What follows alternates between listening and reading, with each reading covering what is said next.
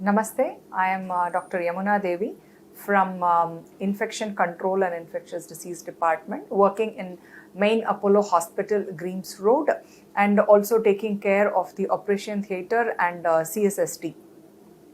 So, we all know about what is happening in this pandemic of COVID. Daily new drugs are coming, daily new drugs are getting approved by our drugs organization, and each and every day new drugs are coming up from even the Western world. But do we have a real treatment for COVID-19 as of now? As we ask, no. We really do not know what is the ideal treatment which can be used for the treatment of patient. So the better idea is to prevent the COVID infection, from getting the COVID infection. So we move into so many different areas and places in a healthcare industry, people who work in different offices, people who stay in a multi-storied building, people who go to the marketplaces, to different areas. So the easiest idea is not to get treated for COVID. So the easiest idea is how to prevent and control yourself from COVID infection and taking it back home. So the first and foremost important thing which has to be taken care by an organization where multiple people work is the screening area. So whoever enters into your organization must and has to be screened by people sitting outside the organization to check for any signs and symptoms of COVID. Second important thing, checking their temperature. Third, even if the screening can also be done as a self-declaration by the people who work in the organization per se, who can come out and say, even if they are not having signs and symptoms, if someone at home staying with them is having signs and symptoms, they can come and report it to the head of the department. So the first and foremost important thing is screening. So spend more amount for screening the people who enter into your organization by buying a good thermo screener, or by getting a good thermo scanner by which you can detect the temperature of the employee. The second important thing is, for a healthcare industry, you need to have a separate fever clinic. So the fever clinic concept is something, a building which is far away from the existing practice of OPD, so that whichever patient presents to you with fever, they can be enrouted directly to the fever clinic. Now, what are all the things which should be made available in the fever clinic? A physician should be available there till the time the OP patients are going to visit. The physician should be provided with proper personal protective equipment, and also if they want to do a basic investigations like a blood investigations or an X-ray for the patient or an ultrasound or ECG, all those things should be available near the fever clinic. For the same process, the patient should not be made to walk back into the main building to get their approval done. And also availability of a cafeteria in that area, so that the people who come to the fever clinic finish all their job over there and walk back home, so that they don't get mixed with the common public. So this is about the screening of the staff, screening of the patient. Third important thing is universal masking. Make sure whoever enters into the hospital wears a mask. For the healthcare providers, it is always a triple layered mask when they are entering into the organization. If it is for patient, at least a cloth mask is mandatory. A patient or an attender who is going to visit the fever clinic should always wear a triple layered mask, because patients or people who are symptomatic have to wear a triple layered mask and not a cloth mask, because cloth mask is not protective against people having symptoms. That means we can spread infection very easily wearing a cloth mask if we are having signs and symptoms of cough and cold. So that point of time, definitely you need to change to a triple layered mask. So this is the requirement of PP. Many times we see people wearing glove. Glove is not a mandatory requirement as a personal protective equipment. The second important thing of prevention is hand hygiene. So hand hygiene can be done in two different ways. One by hand washing, and the second by using an alcohol-based hand rub. So alcohol-based hand rub is something which is kept in and across an organization, like it's a healthcare setup, because the reason you need not wash your hands every time, you need not have a wash basin or availability of water or a dryer which has to be available all the time. All these things are sorted out with the help of an alcohol-based hand rub, which acts very well against this COVID-19 enveloped virus. So this hand rub, which is based on alcohol-based, it works with a time limit of around 15 to 20 seconds. Whereas your hand washing is double the time of it, which is somewhere around 45 to 60 seconds. So universal masking, and people who have signs and symptoms, they have to wear a triple layered mask. Hand hygiene, after you touch any of the common environment within an organization, you have to use a hand hygiene with a hand rub or a hand washing method. Third important thing is social distancing. Social distancing means physical distancing. Physical distancing, where all it has to be imparted. For example, if it is an OP counter, the secretary interacting, or the billing counter, the people who are interacting with the patients, or the doctor's own OP counters where they are going to interact with the patient. Wherever it is possible, you need to put a physical partition, maybe an acrylic board between the patient and the healthcare provider. If that is not possible, at least keep a distance of more than 1 meter between the healthcare provider and the patient. So this is what we meant by physical distancing between the positive or the patients who come with signs and symptoms. These kinds of physical distancing has to be carried out in different areas.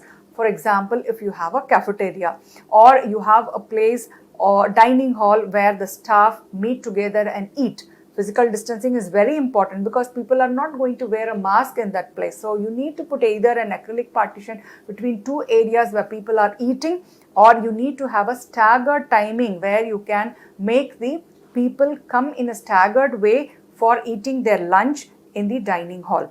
Third important area where you need to see is the transportation. If your organization is providing a bus for the transportation of your own staff, make sure all of them are wearing masks, and social distancing is must. Do not allow any two passengers sitting next by each other.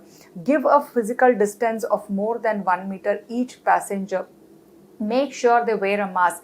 If it is non-AC bus, keep all the windows open.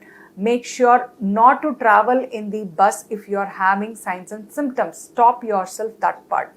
So these are the 3 important mandatory requirements which every organization has to do.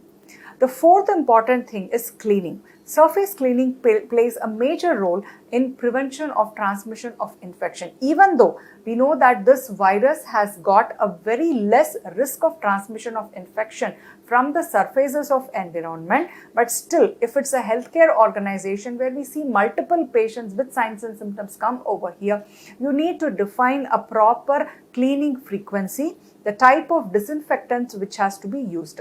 The easiest disinfectant which can be used, which is available everywhere in the market, is the sodium hypochlorite, which is nothing but a bleach. 0.5% to maximum 1% sodium hypochlorite solution is more than enough to clean the surfaces. The second best thing is 70% alcohol, to be compatible with the different equipments which we are using, like the desktop or the keyboard.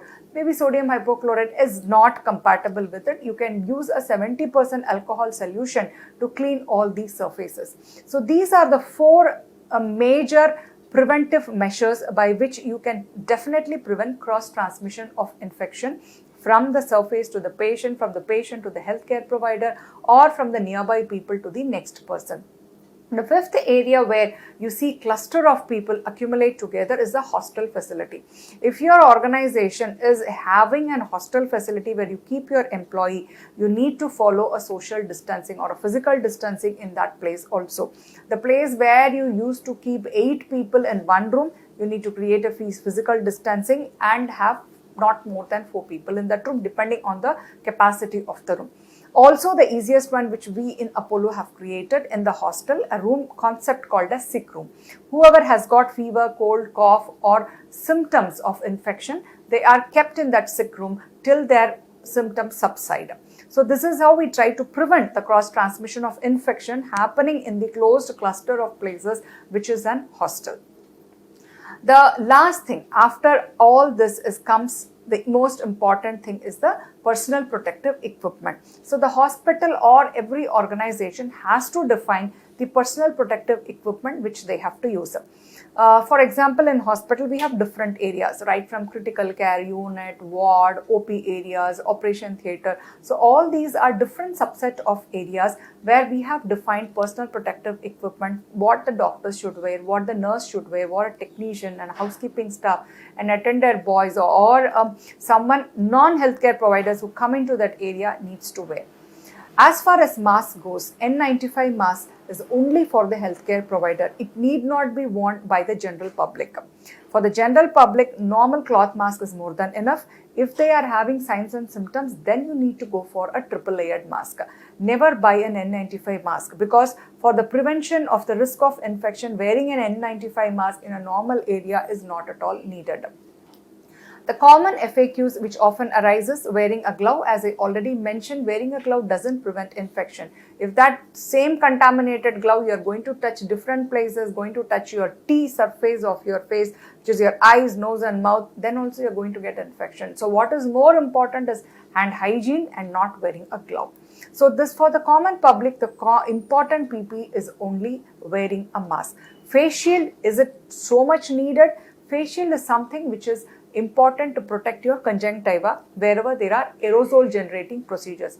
As far as the public goes, there is very less reason where there is an aerosol generation which is happening. So face shield is not a mandatory requirement for the general public.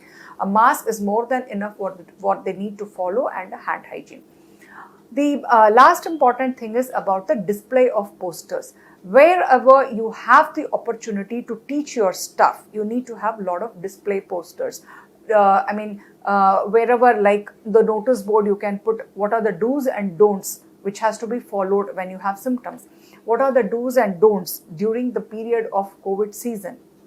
So all those education material can be displayed in areas where we see large number of staff sitting and going around, where they have time enough to read into it. It can also be a screensaver or a PPT across a screensaver, or it can be rolled out across your TVs or the monitors which is kept in the organization.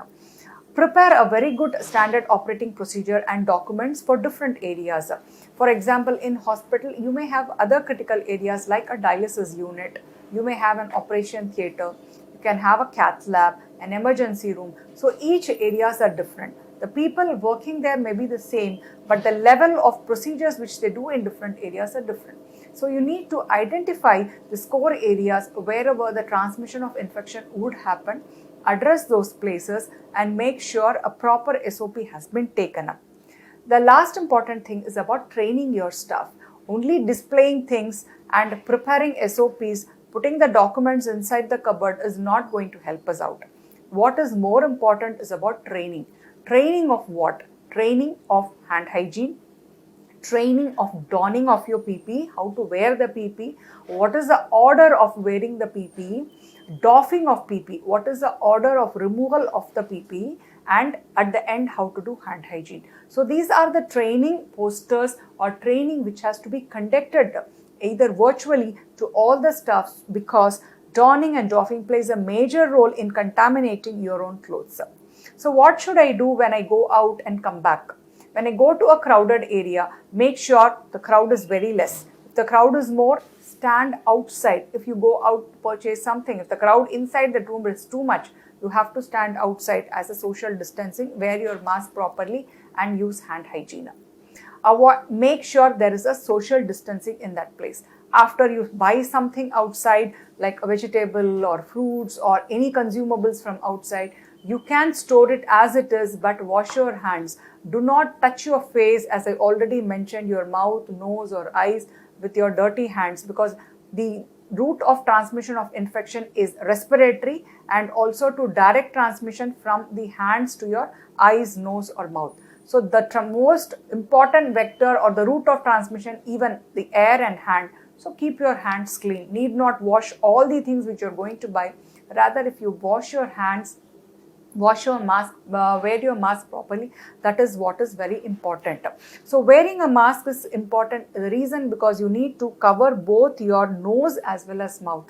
Many times we see people wear mask, but it will be dangling below the level of nose. People wear mask which is just lying under their skin.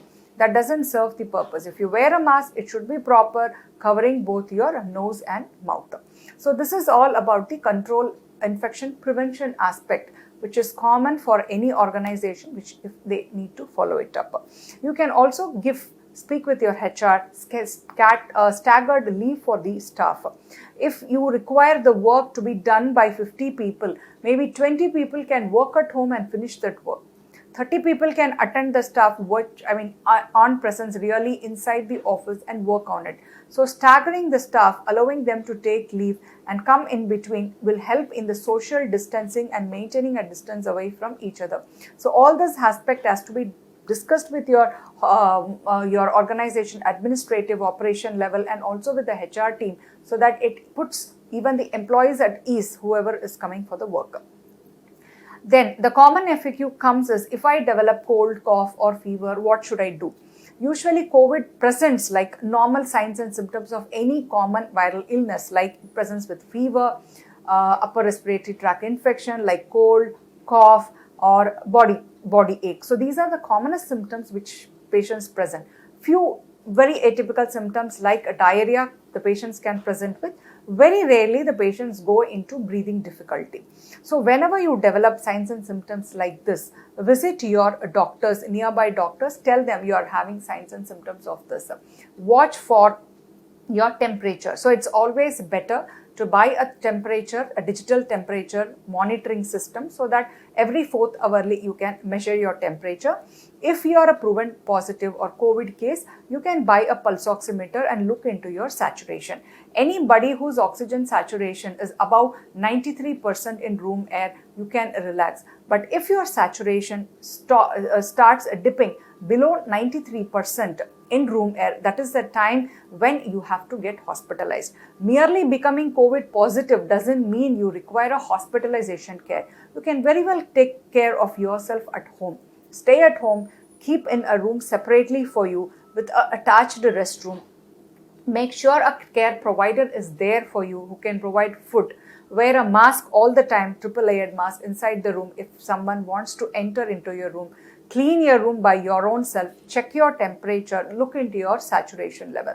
So this is the main treatment, and take whatever the antipyretics or drugs or vitamins prescribed by your doctor and keep yourself isolated at home. If you are not able to isolate yourself, you do not have a facility to isolate yourself, COVID care centers as provided by Apollo in different states is available. So hospitalization is important for people whose saturation drops below 93% and who cannot maintain saturation in room air. So becoming COVID positive doesn't mean you have to rush to the hospital for admission.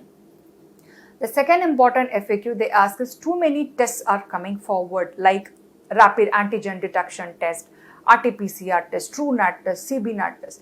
These are the different modalities of testing. As far as gold standard of testing, if you ask, it is only the PCR testing. That is, the genetic analysis of the virus is what is called as the gold standard testing, which is done by the real-time PCR method.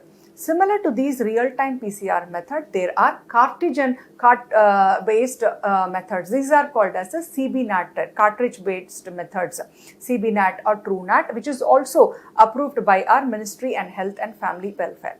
The RT-PCR actually, which runs, you can run many samples together. Whereas when it comes to the CBNAT or the TrueNAT, you have to run one by one sample. The TrueNAT and CBNAT is easy to run because you do not require very skilled labor or skilled personnel to run it. Even a normal lab can establish it and give the reports. Whereas for RT-PCR, you need to have a proper laboratory availability and trained staff to run, but you can run a large number of tests. The turnaround time for RT-PCR is more as compared to your CBNAT or for your TrueNAT. And the rate as compared to your RT-PCR, the TrueNAT and CBNAT rate will be higher.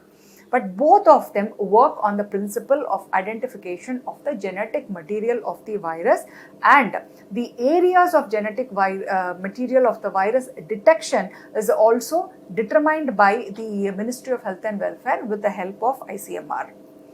The second important test, as I mentioned, was the antigen test. Antigen test is not yet approved completely as a gold standard for the diagnosis of the patient. The third level of test is called as an antibody test. Antibody is something called a serological test.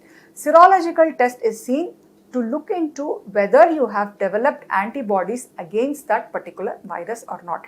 There are ICMR and FDA approved kits available in different hospitals, even in government setup, where they do a seroprevalence study. For that purpose only these antibodies are used to determine the level of antibodies. So presence of antibodies, some say I have tested antibody IgG positive, that means you had COVID for which you have developed antibodies as of now. That means you have developed protective antibodies, you are no more into the acute state of infection. That is what the IgG or the serological test mentions about. But to determine whether you have an acute infection against COVID, the gold standard is RT-PCR. So the third FAQ which always arises by the people that today if I am tested positive, when should I test myself later? So retesting is not at all determined, or it is not mandatory requirement, or it is not done for people who present with mild to moderate symptoms, because people are non-infectious after 10 days from the onset of symptoms. So that is the reason why even the government norms is total 14 days of quarantine or maximum 17 days from the day of onset of symptoms, and no need for repeat testing. The reason, because as I mentioned, the RT-PCR picks up the genetic material, but it doesn't say whether the genetic material is live or it is dead. So still after 17 days of illness, the RT-PCR can be positive, but that doesn't mean the particular person is infectious or he or she can transmit infection to others. Usually the infectiousness or the rate of transmission of infection is almost nil after 10 days from the onset of symptoms for mild to moderate. Maybe for severe patients who end up in intubation, the need for testing arises because they have severe symptoms to rule out whether RT-PCR is negative or not. Other than that, people who are home isolated or COVID care center isolated, there is no need for retesting. And retesting showing positivity doesn't mean that they are infectious and they will transmit infection. So management of COVID is, as far as mild moderate cases goes about, it is only home care management, taking antipyretics, plenty of fluids, and some of the vitamins which is subscribed by your doctor. Severe infection is something, as I already mentioned, if your saturation drops down below 93%, get yourself admitted, visit the emergency department, get yourself admitted. The critical care unit people will definitely take care and give you a supportive care to bring you out of the COVID issues and COVID related complications. So treatment, prevention and control is always better than treatment. So follow all the infection control norms which I mentioned, which can be easily adopted by a big organizations, right from a corporate setup, or it can be a big multi-storied building or a township where you have many people inside the building. This is the way how you can prevent the transmission of COVID in and around across your people, because COVID very less gets transmitted in hospital where we see so much loads of patients, but in community we have to be very, very careful. In community we think they are our friends, they are our known relatives, what is the purpose of wearing a mask? So we do not follow those level of physical distancing. That is where the place we always let loose and get infected. So take care of yourself, follow the important infection control practices of universal masking, physical distancing, hand hygiene, and keeping your environment clean, and frequency of cleaning of high-touch surface areas. So these are the 4 important norms which many countries have identified to bringing down the infection rate. Last line about the vaccine. Vaccine trials are still going on. We do not have a published data. So far the trials have been done, few on phase 1, phase 2 trials on human.